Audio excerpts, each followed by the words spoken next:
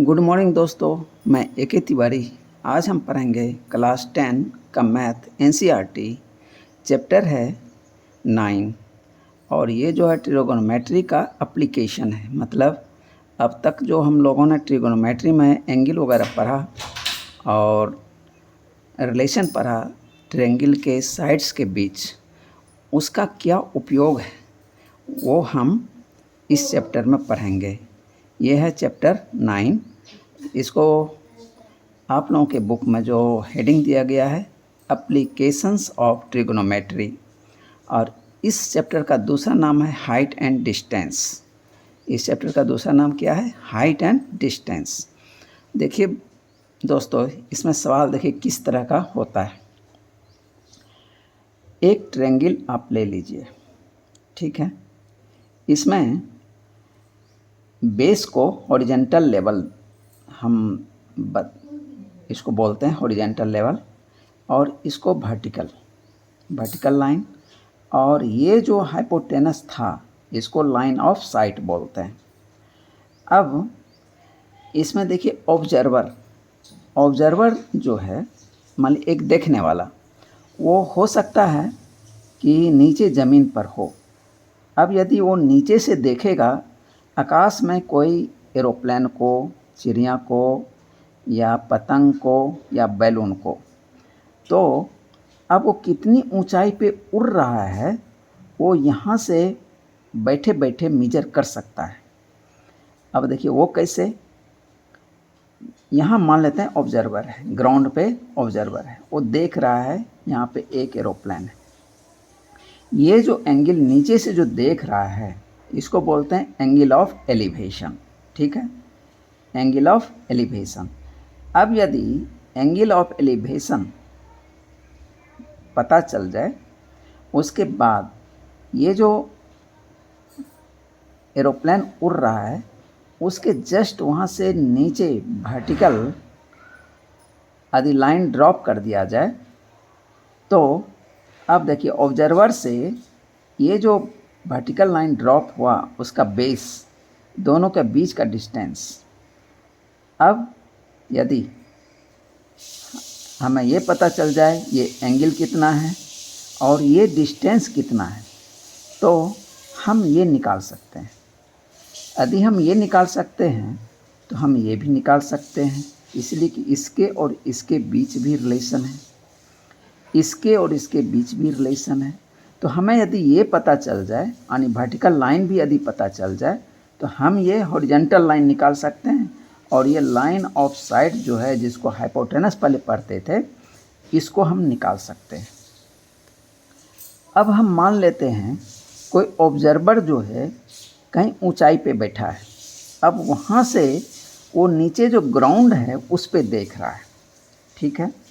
मान लेते हैं ये कोई टावर है, यहाँ पे कोई ऑब्जर्वर बैठा है, वो देख रहा है कि रोड पे एक कार इधर से चली आ रही है दौड़ता हुआ, ठीक है। तो ये कैसे मेजर करेगा? यहाँ से एक हॉरिजॉन्टल लेवल लाइन खींचेगा और उसके बाद ये लाइन ऑफ साइट देखेगा कि ये कितना एंगल बना रहा है। इस एंगल को बोलते हैं एंगल ऑफ डिप्रेशन। इस एंगल को क्या बोलते हैं? एंगल ऑफ डिप्रेशन, ठीक है। अब एंगल ऑफ डिप्रेशन देखिए, ये हॉरिजॉन्टल लेवल और ये हॉरिजॉन्टल लेवल, ये क्या पैरेलल है और ये क्या ट्रांसवर्सल है।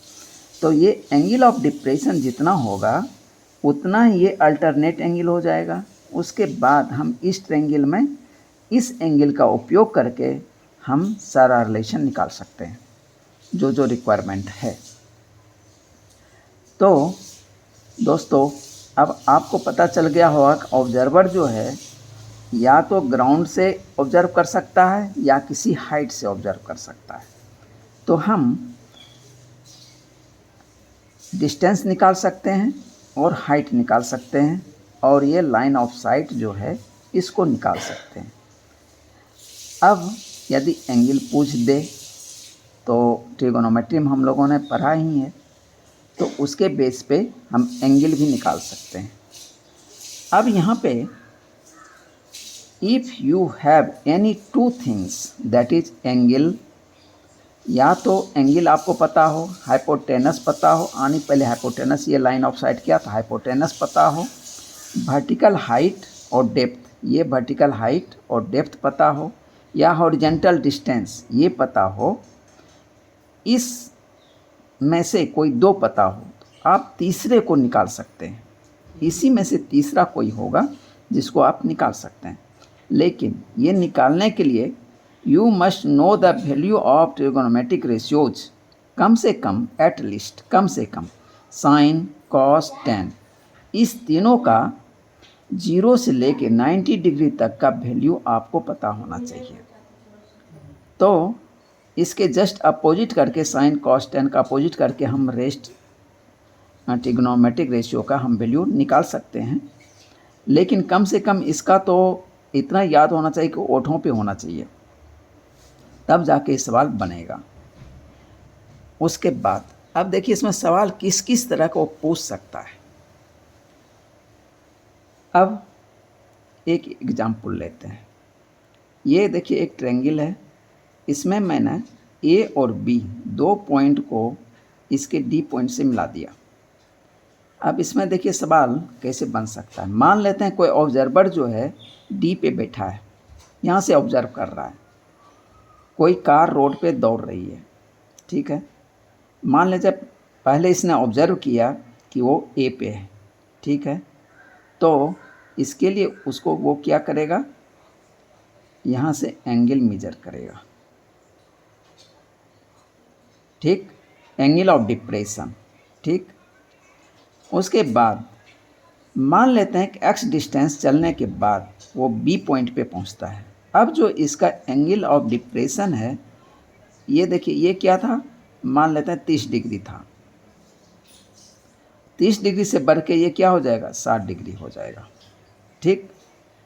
जस्ट इसके विपरीत भी हो सकता है। मान लेते हैं ऑब्जर्वर यहाँ बैठा है, कार जो है इसके बेस से दूर जा रही है। तो इस कंडीशन में तो हम अलग अलग ट्रायंगल लेंगे। एक ट्रायंगल देखिए ये ले लेंगे और दूसरा ट्रायंगल ये ले लेंगे। हमें जो रिक्वायरमेंट है उसके हिसाब से स्टेप लेंगे तो हम आंसर निकाल सकेंगे। अब मान लेते हैं कोई ऑब्जर्वर ही है, ये टॉप है कोई सी बिल्डिंग का, ए पे था, यहाँ से इसने मेजर किया कि 30 डिग्री है एंगल ऑफ एलिवेशन। कुछ दूर चलने के बाद इस टॉप का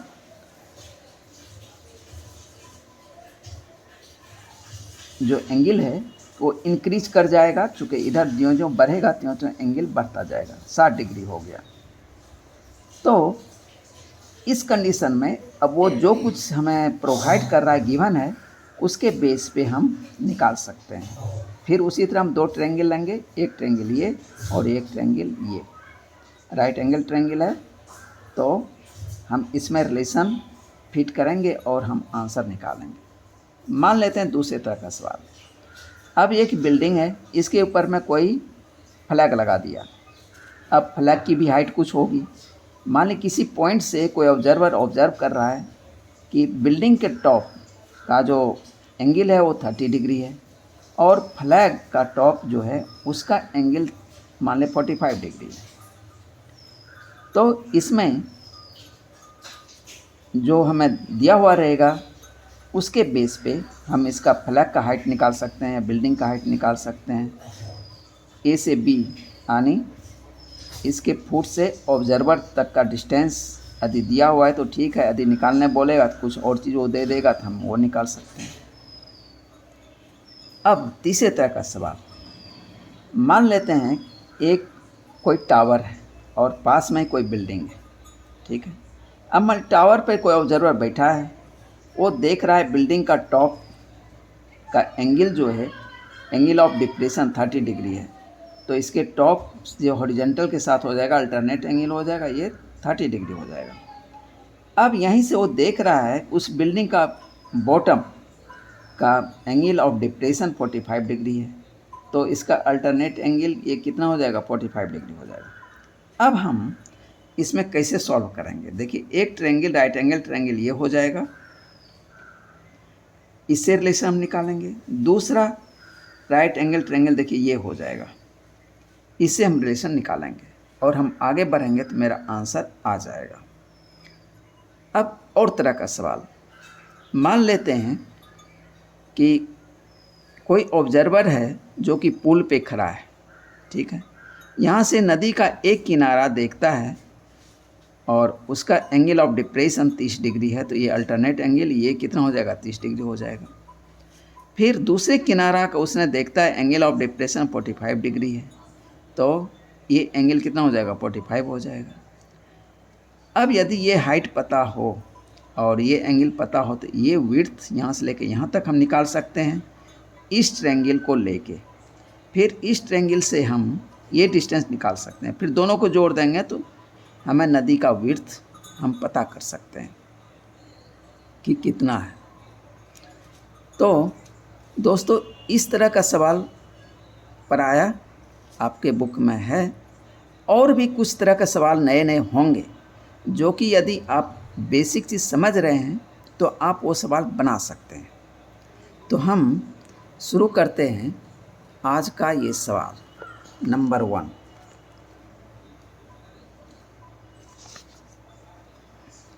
एक्सरसाइज 9.1 का सवाल नंबर 1 कहता है, a circus artist is climbing a 20 metre long rope. कहता है सर्कस में एक आर्टिस्ट है जो कि 20 मीटर लॉन्ग रोप पे वो क्या कर रहा है, चल रहा है। which is tightly stretched and tied from the top of a vertical pole to the ground। कहता है वो रस्सी जो है एक पोल के टॉप से बंधा है और ग्राउंड के किसी एक पॉइंट से बंधा हुआ है वो रस्सी, और उसकी लंबाई कितनी है, 20 मीटर है।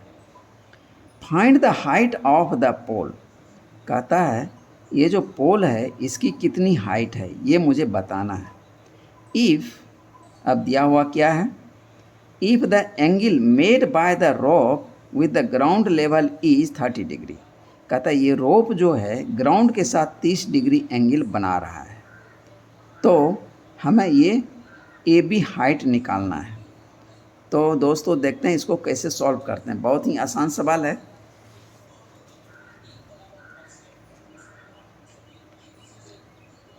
ये सवाल मैंने शॉर्ट में यहाँ लिखा है, शुरू का और लास्ट का, और सवाल मैंने आपको बुक से दिखा दिया।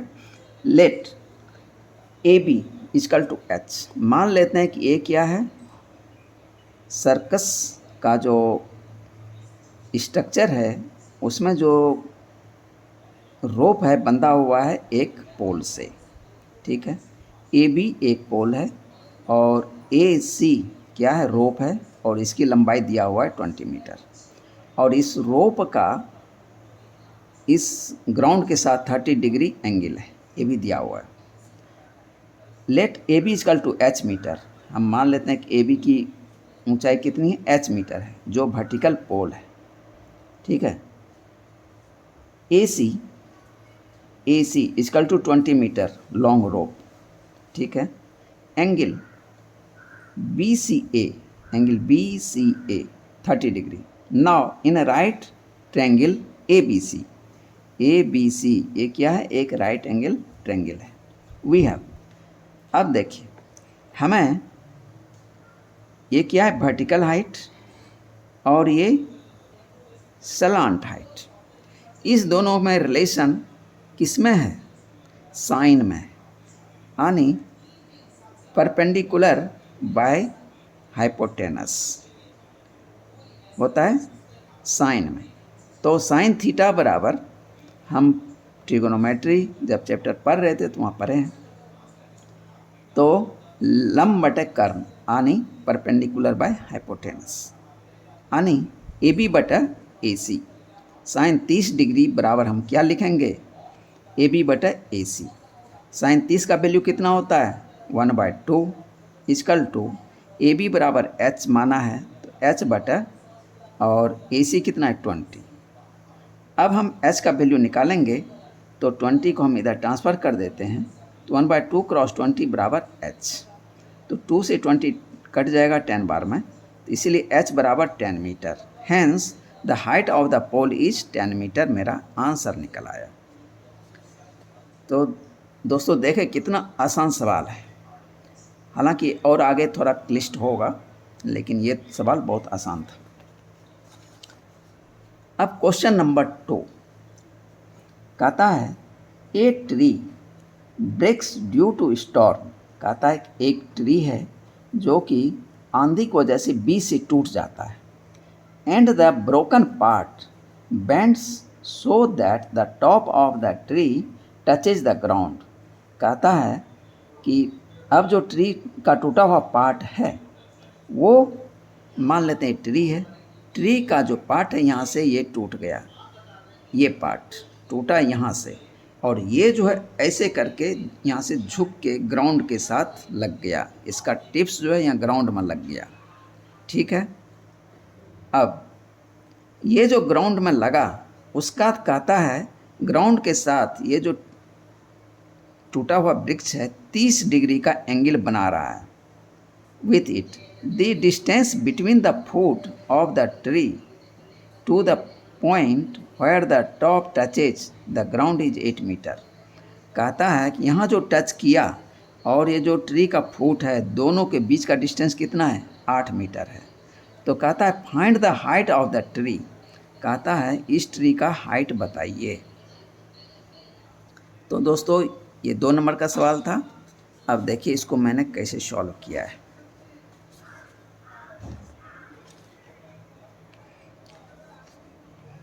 बी डी मान लेते हैं ट्री है और यहाँ सी से ये टूट गया, तो ये सी से जो ये टूटा ये पार्ट इधर क्या कर गया, झुक गया और ये 30 डिग्री का एंगल इसका टिप्स जो है बना दिया। ठीक है, अब इस टिप्स से इसके बेस यानी जड़, ट्री के जड़ का जो डिस्टेंस है 8 मीटर है। ठीक है, तो कहता है कि पूरे ट्री का लंबाई बताइए। तो दोस्तों ये जो ट्री जितना पार्ट इधर है वो पार्ट इधर आके लग गया है, यानी सी से डी यदि हम y मान लेते हैं तो ये जो है a से c ये y के बराबर हो जाएगा। ठीक है, और b से c हम x मान लेते हैं। ठीक है, अब हम ट्रायंगल ABC में देखते हैं। यदि हम y का वैल्यू निकालना है और x का वैल्यू निकालना है और दोनों को जोड़ दें तो मेरा आंसर आ जाएगा। तो दोस्तों ये 30 डिग्री दिया है, ये 8 मीटर दिया है। ठीक है, तो हम चाहे तो पहले इसको निकालना है या तो पहले इसके निकालना है। तो पहले हम x को निकालते हैं। ठीक है, तो x को निकालने के लिए हम क्या करेंगे, यानी ये है परपेंडिकुलर, ये है बेस, परपेंडिकुलर बटा बेस यानी किस में ये आता है, tan में आता है। तो tan 30 डिग्री बराबर हम लगा देंगे तो x बटा 8 हो जाएगा। अब बेस और ये क्या है, हाइपोटेनस, और ये एंगल है। तो बेस और हाइपोटेनस में रिलेशन किसका है, कॉस का है। कॉस 30 डिग्री लगा देंगे तो y का वैल्यू निकल जाएगा। अब x और y को जोड़ देंगे तो मुझे पूरे ट्री का लेंथ जो है वो मिल जाएगा। तो दोस्तों देखते हैं क्या इसे मैंने इसको सॉल्व किया। Let B D be the tree broken at a point C। B D एक ट्री है जो कि C से टूट गया, एंड पॉइंट D, अब ये जिसका जो टिप्स है point D touches the ground eight A, और ये जो D पॉइंट है ये टच अब कर रहा है A पे। ठीक है, अब गिवन क्या है, एंगल बी ए सी बराबर 30 डिग्री, ए बी यानी इसके टिप्स जो नीचे में टच कर रहा है वहाँ से इसका फुट का डिस्टेंस 8 मीटर। बी डी मान लेते हैं ये ट्री का लेंथ था, बी डी बराबर कितना हो जाएगा, B C plus C D से मान लेते हैं ये हो गया x plus Y, and A C बराबर सी डी, एंड ए सी, अब ये जो ए सी है ये सी डी के बराबर हो गया, इक्वल टू y से गिवन। ठीक है, now in right triangle ABC अब इस एक राइट ट्रायंगल में अब हम x का वैल्यू निकालते हैं, y का वैल्यू निकालते हैं, दोनों को जोड़ देंगे, मेरा आंसर हो जाएगा।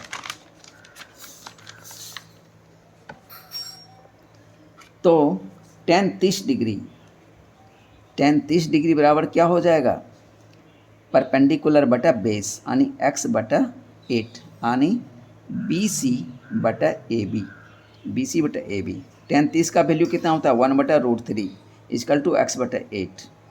तो 8 को इधर ले आएंगे तो x बराबर 8/√3, इसलिए x बराबर 8/√3 मीटर x का वैल्यू मुझे मिल गया।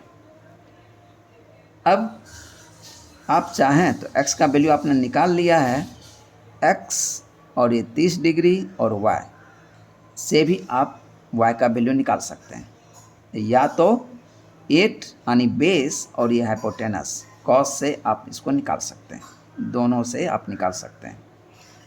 तो again in a right triangle ABC we have cos 30 degree, cos 30 degree बराबर बेस बटा हाइपोटेनस यानी AB बटा AC, AB बटा AC। तो cos 30 का वैल्यू कितना होता है √3/2 इक्वल टू 8/y, ठीक है। y बराबर कितना हो जाएगा 8 × 2 बटा √3 मीटर। इसलिए height of the tree BD यानी BD, अब ये कितना हो जाएगा BC प्लस CD यानी x प्लस y, x कितना था 8/√3, 8/√3 प्लस और ये कितना है 8 दूनी 16, 16/√3, इसको आप लिख दीजिए बराबर 16/√3 मीटर, ठीक है। अब √3 दोनों में है तो √3 क्या हो जाएगा, इसका एलसीएम हो जाएगा। तो ऊपर में 8 + 16 कितना हो गया 24, तो 24/√3। अब हम 24 को √3 से कट करेंगे तो मुझे तो पता है, लेकिन आपकी सुविधा के लिए मैंने इसको रेशनलाइज कर दिया √3/√3 से। तो नीचे में आ गया 3, √3 × 3, 3 से 24 कट जाएगा 8 बार में, तो ऊपर में बच जाएगा 8√3। तो आपका ये 8√3 मीटर आंसर हो गया, यानी ट्री का जो हाइट है 8√3 मीटर है। अब दोस्तों क्वेश्चन नंबर 3,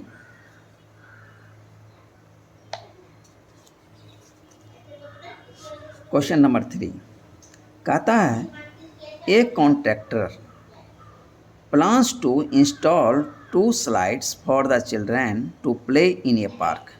कहता है किसी पार्क में चिल्ड्रेन का 2 स्लाइड बनाने हैं, ठीक है। For the children below the age of 5 years, अब वहाँ पे 2 तरह के बच्चे के लिए 2 तरह का स्लाइड बनाने हैं। 5 साल से छोटे बच्चे के लिए अलग स्लाइड और 5 साल से बड़े बच्चे के लिए अलग स्लाइड, ठीक है। अब कहता है 5 साल से जो छोटे बच्चे हैं उसके लिए कैसा स्लाइड होगा। Below the age of 5 years she prefers to have a slide whose top is at height of 1.5 metre. अब छोटे बच्चे के लिए जो स्लाइड बनेगा उसका हाइट रखा जाएगा 1.5 metre and is inclined at an angle of 30 degree, और उसका जो इंक्लिनेशन होगा 30 डिग्री होगा टू द ग्राउंड, मतलब ग्राउंड से, ठीक है। अब इसको पहले समझ लेते हैं कि ये जो है छोटे बच्चे के लिए स्लाइड है, ठीक है। ये ट्रायंगल टाइप का होगा, ओके। तो इसका जो हाइट है 1.5 मीटर है और इसका जो स्लाइड सरफेस है ये कितने एंगल बनाएगा 30 डिग्री बनाएगा, ठीक, ओके। अब दूसरा जो स्लाइड है जो कि whereas for elder children she wants to have a steep slide, यानी वो चाहता है कि इसका जो स्लाइड होगा वो ज़्यादा शार्प होगा, मतलब एंगल ज़्यादा बड़ा बना देगा, तो वो क्या हो जाएगा तेज़ी से ऊपर से स्लाइड करेगा तो तेज़ी से बच्चे फिसल के नीचे आ जाएंगे। तो तो स्टेप स्लाइड बना रहा है। अब इसका हाइट कितना है? 3 मीटर है। इसका हाइट 3 मीटर, इसका हाइट कितना था? 1.5 मीटर। और एंगल इसका 60 डिग्री कर दिया, इसका हाइट भी बढ़ा दिया और एंगल भी बढ़ा दिया, ठीक है, ताकि ये जो शार्पनेस है स्लाइड का वो ज़्यादा तेज हो जाए। To the ground, what should be the length of the slide in each case.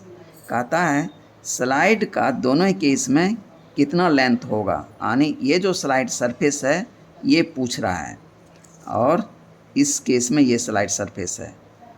तो ये क्वेश्चन हो गया। क्वेश्चन नंबर 3 पेज नंबर 141 पे है दोस्तों, page number 141, question number 3 exercise 9.1। अब देखते हैं इसका solution. For first slide below the age of 5 years let ABC is a slide. हम मान लेते हैं कि ABC क्या है? एक स्लाइड है जिसमें AC क्या है? AC equal to x surface for slide. इस पे फिसलने का ये क्या है? सरफेस है। Okay, given. अब इस क्वेश्चन में क्या क्या दिया है? हाइट ऑफ स्लाइड BC 1.5 मीटर, angle BAC 30 degree. Now in right triangle ABC। अब ये क्या है? एक राइट एंगल ट्रायंगल है। इसमें हम देखते हैं वी हैव, अब हमको परपेंडिकुलर और हाइपोटेनस में रिलेशन किस में मिलता है? साइन में मिलता है। तो साइन 30 डिग्री बराबर कितना हो जाएगा? BC बटा AC, BC बटा AC, यानी साइन 30 का वैल्यू 1/2 बराबर BC का वैल्यू 1.5 बटा x। अब हम 2 को इधर ले आते हैं, x को इधर ले आते हैं, तो x बराबर कितना हो जाएगा? 2 क्रॉस 1.5 बराबर 3 मीटर। तो ये जो होगा सरफेस का जो लेंथ होगा 3 मीटर हो जाएगा छोटे बच्चे के लिए। अब फॉर ट्विन स्लाइड, दूसरा स्लाइड के लिए, ये किसके लिए बना है? इल्डर बच्चे के लिए। इसका देखिए कंस्ट्रक्शन कैसा है। हम मान लेते हैं PQR क्या है? एक स्लाइड है, ठीक है, जिसमें PR इजकल टू Y ये क्या है? सरफेस ऑफ स्लाइड है, ठीक। हमको इसका लेंथ निकालना है। Given height of slide QR 3 metre, angle QPR 60 degree, ये 60 डिग्री दिया हुआ है। Now in right triangle PQR एक राइट एंगल ट्रायंगल है, इसमें वी हैव, अब ये क्या है? परपेंडिकुलर है, ये हाइपोटेनस है। परपेंडिकुलर और हाइपोटेनस का रिलेशन किस में मिलता है? साइन में मिलता है। तो दोस्तों ये सब याद रखना पड़ेगा। तो साइन 60 डिग्री बराबर क्या हो जाएगा? QR बटा PR। तो साइन 60 का वैल्यू कितना होता है? √3/2 इजकल टू QR का वैल्यू दिया है 3 और PR हमको निकालना है जो कि Y मैंने माना है। तो √3/2 इजकल टू 3/Y। तो Y को हम इधर ले आते हैं, 2 को यहाँ इंटू कर देंगे और √3 इधर आके डिवीज़न हो जाएगा। तो Y बराबर क्या हो जाएगा? 3 क्रॉस 2 बटा √3। तो इतना बराबर मैं इसको सॉल्व कर लूँ। 3 को देखिए √3 से 3 बार में कट जाएगा, लेकिन आपके सुविधा के लिए मैंने 3 को 2 बार लिख दिया, √3 क्रॉस √3 और बटा √3 क्रॉस 2। एक √3 कट जाएगा, बराबर हो गया √3 क्रॉस 2, या इसको मैं लिख सकता हूँ 2√3। तो यही मेरा आंसर हो गया। Y कितना निकला? 2√3 मीटर। हेंस 3 मीटर लेंथ हो गया बिलो 5 years और इल्डर चिल्ड्रन के लिए 2√3 मीटर हो गया। ये आंसर हो गया। दोस्तों आज इस वीडियो में यहीं तक। कल अगले वीडियो में क्वेश्चन नंबर 4 के आगे बताएंगे। थैंक यू दोस्तों।